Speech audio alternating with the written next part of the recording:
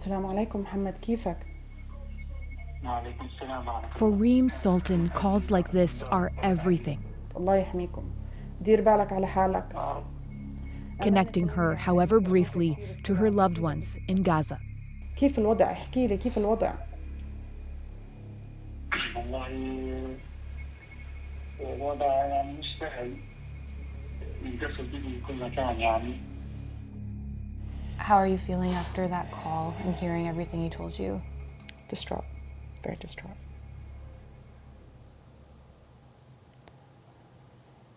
It's difficult to fathom what they're going through. To know that you're so far away and that you can't help. When you don't get through, when you call and you get no answer, what's that like? You just think they're gone. That's what you think. Every bad scenario goes through your mind. Israel insists it's targeting Hamas, the militant group in control of Gaza after the atrocities of last weekend. But in a place so crowded and with no way out, it's civilians who often pay the highest price. What about my family, my aunts and uncles and cousins that have nothing to do with what's happening and yet are at the risk of dying at any moment? It really, really hurts. My cousin tells me there's no more bread in the bakeries for them to eat. There's no electricity. The internet is very weak or non-existent. Nothing will come in. No food, no medicine, no water. And the worst part is you cannot do anything.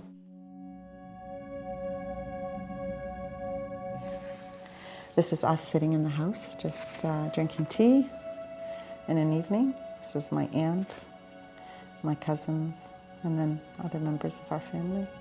Reem visited her relatives in Gaza just last year, a family scarred by war. This is Leanne. She is so precious.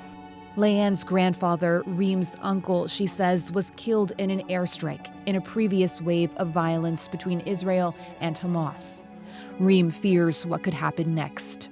Just looking at the picture going, will this be there when I go? Will this, that my grandfather put on the floor, be there when I come back? Would the walls be there?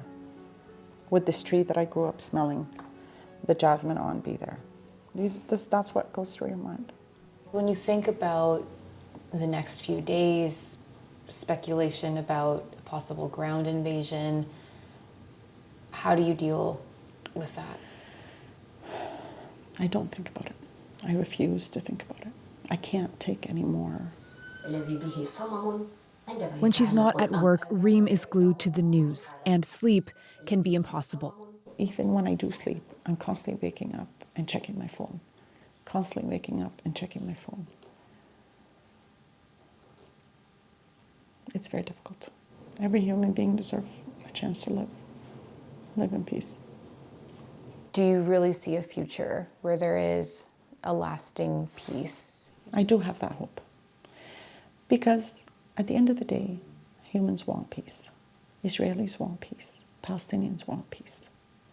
I have that certainty in my heart.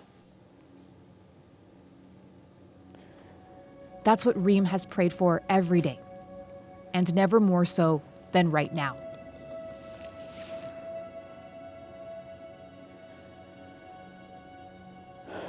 Ellen, what's your sense of what Reem wants to see happen next? Well, as much as Reem has that hope for peace, you heard there Adrienne saying Israelis want peace, Palestinians want peace. She also said that as casualties grow on both sides, this vicious cycle, as she called it, will continue. What she hopes for in the midst of it is that there can be some way for civilians to be able to actually get out of Gaza, for more medical supplies to be able to get in. There's talks underway involving the U.S. trying to make something like that possible through Egypt. So for now, for Reem, like for so many, it's an anxious waiting game to see what happens next and hoping that through it all, her family remains safe. Ellen Mauro, thank you. You're welcome.